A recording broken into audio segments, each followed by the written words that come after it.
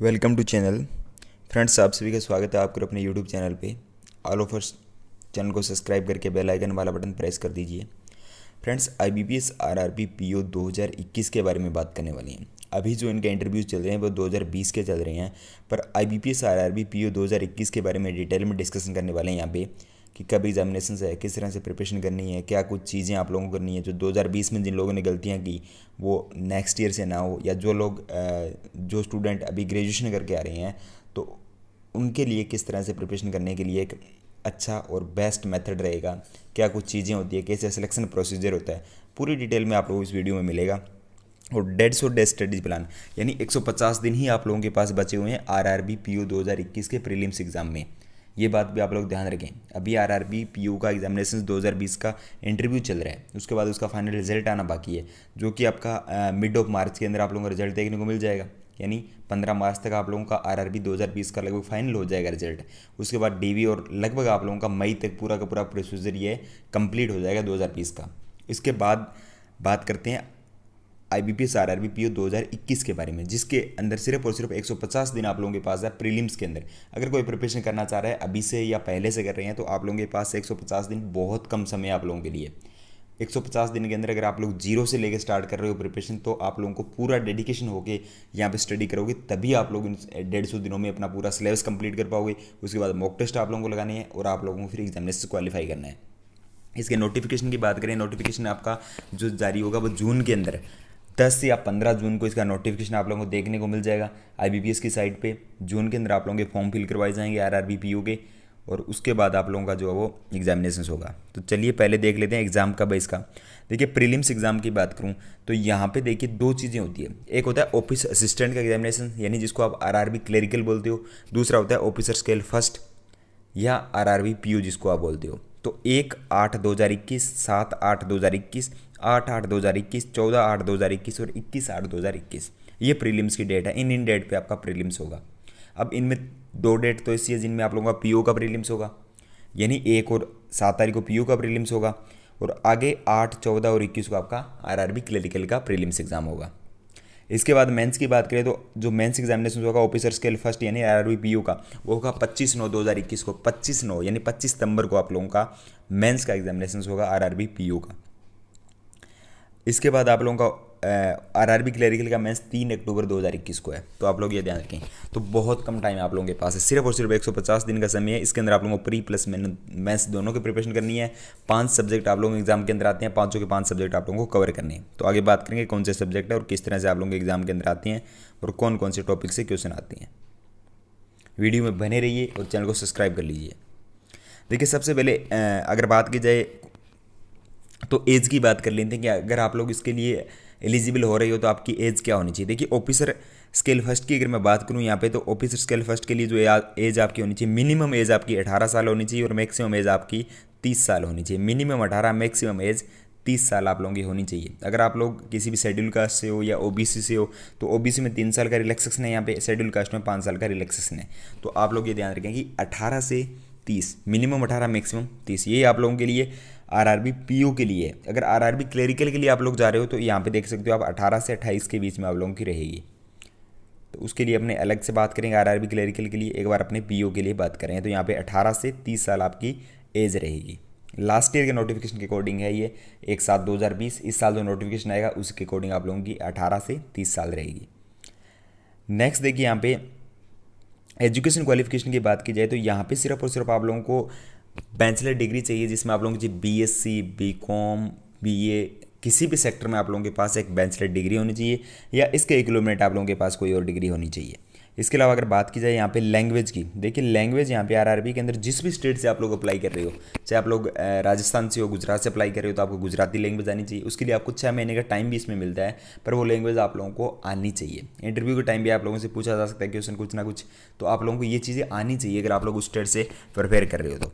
इसके बाद अगर बात की जाए तो कंप्यूटर के अंदर अगर आप लोगों के पास कोई भी अगर सर्टिफिकेट हो या आप लोगों को कंप्यूटर का अच्छा नॉलेज हो तो वो आप लोगों का चलेगा। इसमें ज़्यादा कोई इश्यू नहीं है आप लोगों को कंप्यूटर वाला, सिर्फ आप लोगों को वर्किंग आनी चाहिए कंप्यूटर की, और इसमें कुछ नहीं है। आगे अपने बात करते हैं इसमें एग्ज़ाम पैटर्न की बात करें तो आरआरबी ऑफिसर स्केल फर्स्ट और ऑफिस असिस्टेंट दोनों का एग्जाम पैटर्न सेम रहता है प्रीलिम्स में। रीजनिंग में आप लोगों के 40 क्वेश्चन आते हैं, आरआरबी पीओ में 40 मार्क्स के आते हैं, क्वांटिटी एप्टीट्यूड में 40 क्वेश्चन आते हैं, 40 मार्क्स के आते हैं, 80 क्वेश्चन 80 मार्क्स, और कंपोजिट टाइम 45 मिनट का रहता है। और यहाँ पे सेक्शनल कट ऑफ आप लोगों की होती है। अगर आप लोगों ने रीजनिंग में सेक्शनल कट ऑफ पास नहीं किया तो आपका एग्जामिनेशन फेल है। आपने क्वांट में अगर सेक्शनल कट ऑफ पास नहीं किया तो भी आपका एग्जामिनेशन फेल है। और ओवरऑल कट ऑफ तो आप लोगों को कंप्लीट करनी ही करनी है।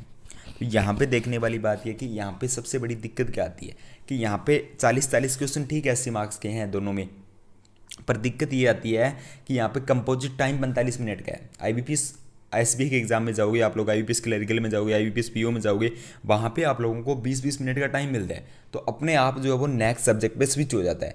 पर यहाँ पे आप लोगों को खुद टाइमिंग बनानी होती है कि मेरे को पहले रीजनिंग 20 मिनट में करनी है, उसके बाद बाकी जो 25 मिनट बचे हुए हैं वो मेरे को क्वांटिटी एप्टीट्यूड को देने हैं, या पहले मैं 20 मिनट में क्वांटिटी एप्टीट्यूड करूँगा और लास्ट के 25 मिनट में रीजनिंग करूँगा, या मैं कौन सा टाइम किसके लिए कितना दूंगा, वो सारी चीज़ें खुद को मैनेज करनी पड़ेगी यहाँ पे।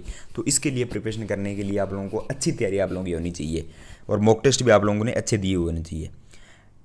और यहाँ पे आप लोगों को पहले ही बता दिया कि जो सेक्शनल कट ऑफ है वो मिनिमम कट ऑफ आप लोगों को क्रॉस करनी होगी, इसके बिना आप लोग आगे नहीं बढ़ सकते दोनों एग्जामिनेशन के अंदर। अब बात करते हैं मेंस के एग्ज़ाम की। देखिए मेंस के एग्ज़ाम की बात करूँ तो रीजनिंग आप लोगों के आते हैं 40 क्वेश्चन 50 मार्क्स, मॉडरेट लेवल की रीजनिंग आएगी, पजल्स देखने को मिलेगी, पहले ही बता देता हूँ मेंस के अंदर।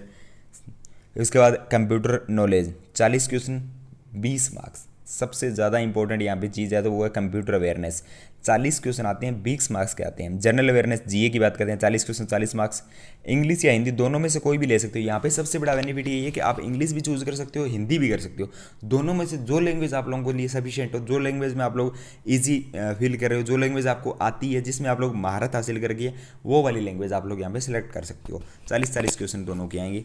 इसके बाद क्वांटिटी एप्टीट्यूड 40 क्वेश्चन 50 मार्क्स, यानी 200 क्वेश्चन 200 मार्क्स और 2 घंटे का कंपोजिट टाइम मिलता है आप लोगों को। तो यहाँ पे 4A 4B का मतलब ये है कि आप लोग हिंदी भी ले सकते हो, इंग्लिश भी ले सकते हो। अब यहाँ पे मैं आप लोगों को बताने वाला हूँ कुछ चीज़ें, वो ध्यान से सुन लेना कि सबसे बड़ी दिक्कत इस साल के जो मेंस के एग्जाम में आई थी आरआरबी पीओ के, या लास्ट ईयर के एग्जाम में आती रही है, वो आती रही है कि सर ये जनरल अवेयरनेस, कंप्यूटर नॉलेज और हिंदी, इनकी जो सेक्शनल कट ऑफ होती है ना, वो स्टूडेंट की बहुत सारे स्टूडेंट ऐसे हैं जिनकी सेक्शनल कट ऑफ क्रॉस नहीं हो पाती, वो लोग सिक्योर नहीं कर पाते सेक्शनल कट ऑफ को, और उनका एग्जामिनेशन फेल हो जाता है। अभी रिसेंट में आप लोगों को बताना चाहूँगा मैं, आरआरबी पीओ का एग्जामिनेशन हुआ था मेंस का। सबसे बड़ी दिक्कत ये थी कि रीजनिंग में स्टूडेंट के मार्क्स बहुत अच्छे थे, 50 में से 40 मार्क्स रीजनिंग के अंदर थे। आपको एग्जांपल दे रहा हूँ मैं, क्वांटिटी एप्टीट्यूड के अंदर 31 या 30 मार्क्स मान लेते हैं, अपने 30 मार्क्स मान लेते हैं। रीजनिंग के अंदर 40 मार्क्स, क्वांटिटी एप्टीट्यूड के अंदर 30 मार्क्स थे। जीए के अंदर मान लेते हैं 40 में से किसी के 25 मार्क्स है, ये आप लोगों का स्कोर है। और हिंदी के अंदर मान लेते हैं 40 में से आप लोगों का 30 मार्क्स है। अब ये स्कोर बहुत अच्छा है, ओवरऑल में बात की जाए तो ये स्कोर बहुत ही अच्छा है, बहुत ज़्यादा अच्छा स्कोर बोलूँगा मैं इसको ओवरऑल में बात की जाए। पर इतना स्कोर करने के बाद भी आप लोगों का एग्ज़ाम क्वालिफाई नहीं होगा जब आप लोग कंप्यूटर नॉलेज के अंदर अपनी सेक्शनल कट ऑफ नहीं स्कोर कर पाओगे, क्योंकि यहाँ पे जो सबसे बड़ी दिक्कत है कि कंप्यूटर एक तो मॉडरेट लेवल का आता है यहाँ पे, दूसरी बात ये है कि कंप्यूटर के क्वेश्चन बड़े बड़े क्वेश्चन होते हैं आप लोगों के, टाइम लगता है उनमें पढ़ने में, टाइम कंज्यूम होता है, कम से कम आपको 15 से 20 मिनट कंप्यूटर को देने होते हैं। और स्टूडेंट क्या सोचते हैं कि कंप्यूटर तो बहुत ईजी है, कंप्यूटर तो ईजिली कर लेंगे हम, पर जब एग्जामिनेशन देके आते हैं उस टाइम के बाद पता लगता है कि कंप्यूटर ईजी नहीं है, हिंदी भी वहाँ पर ईजी नहीं आती। तो ये दोनों चीज़ें आप लोग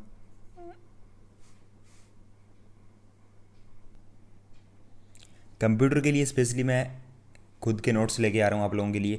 अगर आप लोगों को कंप्यूटर के नोट्स चाहिए खुद के बनाए हुए, कंप्लीट पूरा एग्ज़ाम का एनालिसिस करके, जो ट्रेंडिंग टॉपिक्स आजकल आ रहे हैं, जो ट्रेंड एग्ज़ाम का है, उसी पे मैं सोच रहा हूँ कि कंप्यूटर के नोट्स आप लोगों को प्रोवाइड करवा दी जाए। तो जिनको भी नोट्स चाहिए तो कमेंट सेक्शन में ज़रूर बताइएगा, स्पेशली स्टूडेंट्स के लिए कंप्यूटर के नोट्स प्रोवाइड करवाएंगे हम। तो आप लोगों को चाहिए तो आप लोग ज़रूर बताना। रीजनिंग के लिए तो आप लोग मॉक टेस्ट ही प्रेफर करूंगा मैं, और क्वांट के लिए मॉक टेस्ट आप लोग लगाइए, ओली बोर्ड का मॉक टेस्ट बेहतरीन मॉक टेस्ट है, लिंक डिस्क्रिप्शन में जाके चेकआउट कीजिए। और हिंदी लैंग्वेज मेंस के लिए आप लोग, और जनरल अवेयरनेस के आप लोगों को पता है कि बेस्ट सोर्स पहले से बता रखा है मैंने कि आप लोग अफेयर क्लाउड्स को फॉलो कीजिए, वहाँ से क्वेश्चन आप लोगों को देखने को मिलेंगे एग्जाम के अंदर, और डेफिनेटली मिले भी है लास्ट में एग्जाम में। तो ये चीज़ आप लोगों के लिए ज़्यादा सफिशिएंट रहेगी। अब हिंदी इंग्लिश में से आप लोग चूज़ कर सकते हो कौन सा आप लोगों को करना है, जो भी आप लोगों को करना है उसकी प्रैक्टिस आप लोगों को करनी होगी। हिंदी के लिए भी आप लोगों को अच्छी खासी प्रैक्टिस करनी होगी। ये नहीं है कि आप लोग हिंदी अपनी मातृभाषा है और आपको आती है, एग्जाम के अंदर थोड़ा सा मॉडरेट एग्जाम होता है हिंदी का, तो वो भी आप लोगों को करनी ही होगी। अब बात करते हैं कि आप लोगों को प्रैक्टिस किस तरह से करनी है इन 150 दिनों में। देखिए सबसे पहले तो आप लोग रीजनिंग, क्वांट, इन दोनों के जितने भी बेसिक कंसेप्ट है वो क्लियर कीजिए। जितने भी आप लोगों के टॉपिक है उनके बेसिक कंसेप्ट आप लोगों को क्लियर करने हैं। उनके बाद आपको डेली बेस पे हर एक टॉपिक के लिए आप लोगों को डेली बेस पे जाके प्रैक्टिस करनी है। उसके बाद आप लोगों को मॉक टेस्ट लगानी है और उसके बाद कुछ को एनालिसिस करना है कि मेरे कहाँ पे गलती हो रही है, कहाँ पे कम रह रहा है स्कोर। और जनरल अवेयरनेस के लिए तो आप लोग डेली नोट्स बनाइए या जो मंथली या वीकली पीडीएफ्स आती हैं उन पीडीएफ्स का फॉलो कीजिए और अभी से फॉलो कीजिए। ये नहीं है कि आप जब नोटिफिकेशन आएंगे, प्रीलिम्स का रिजल्ट आएगा उसके बाद करेंगे, ये नहीं है।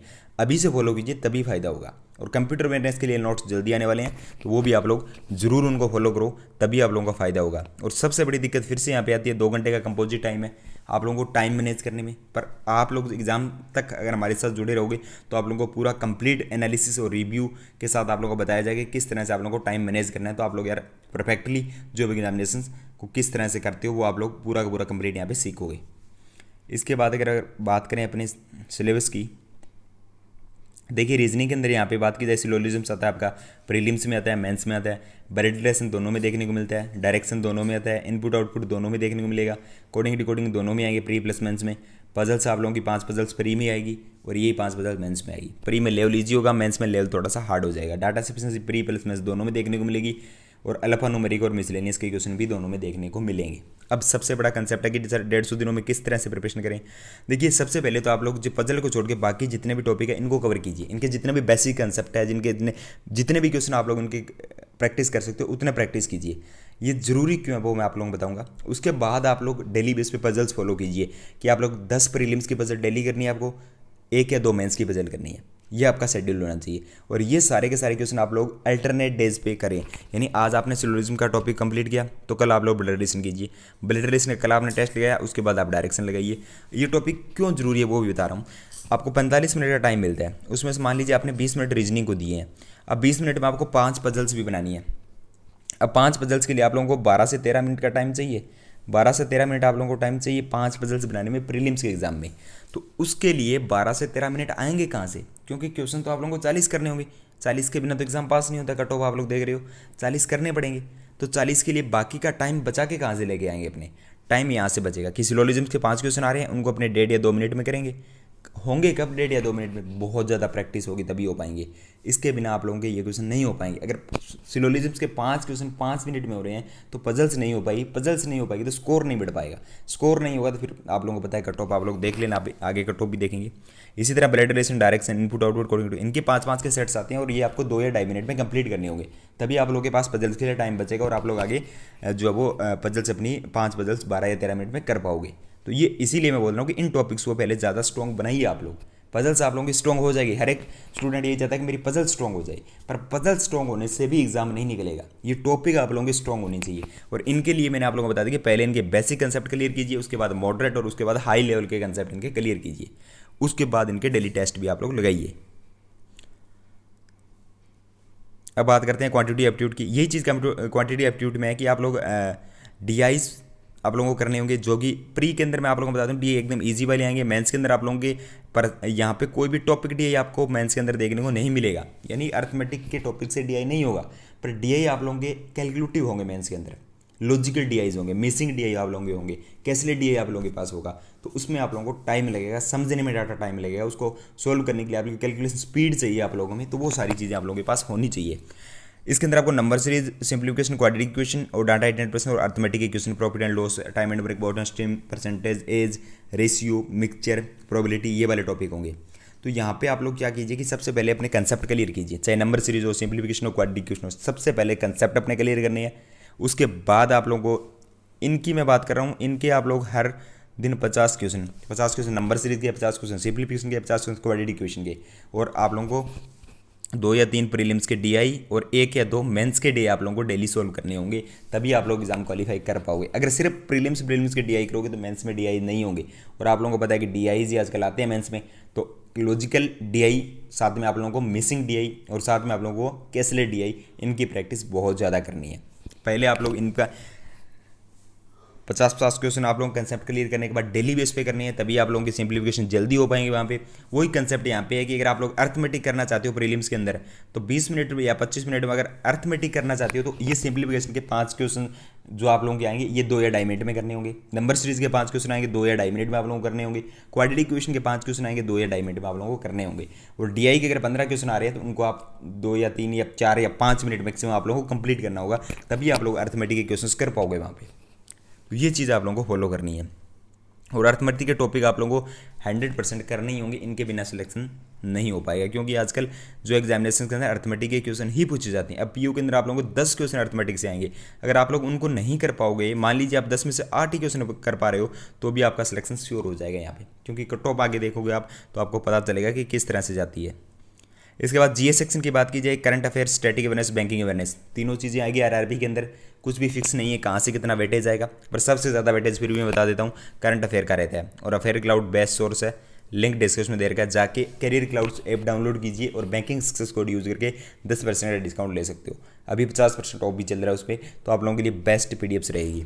इसके अलावा हिंदी और कंप्यूटर के लिए मैंने आप लोगों को बता दिया कि कंप्यूटर के लिए तो हम लोग स्पेशल आप लोगों के लिए नोट्स लेके आ रहे हैं, और हिंदी के लिए भी आप लोगों को जैसे जैसे आप लोगों को एग्जामिनेशन आएगा हम उसके लिए भी आप लोगों की क्लासेस वगैरह लेनी स्टार्ट करेंगे।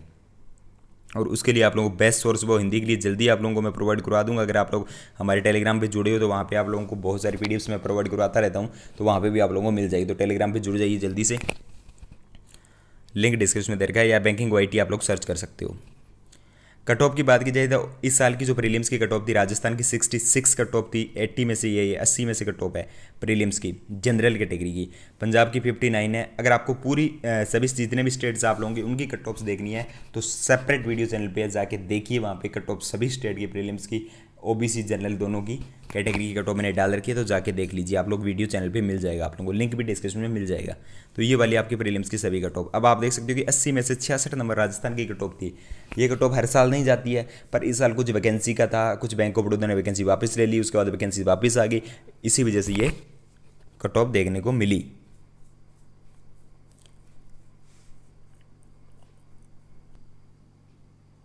यहाँ पे मेंस की कट ऑफ मैंने मेंशन की है कैटेगरी वाइज, स्टेट वाइज। तो अपनी मेंस की कट ऑफ आप लोग देख सकते हो, ये मेंस की कट ऑफ ये 200 में से आप लोगों की 200 में से मेंस की कट ऑफ है। और अभी इंटरव्यू होने के बाद जो फाइनल कट ऑफ आएगी वो बाद में अपने डिस्कस करेंगे, अभी इंटरव्यू चल रहे हैं आरआरबी पीओ के।